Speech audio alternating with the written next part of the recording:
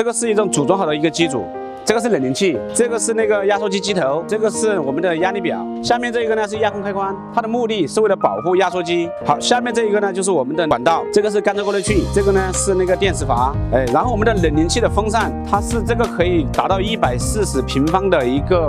换热效果。这个是我们的减震罐，这个就是预防经常抖动，它会把这里弄得松开。这个是我们的那个油分，它的作用就是不断的给这个压缩机供油，让里面达到一个就是说很好的一个工况。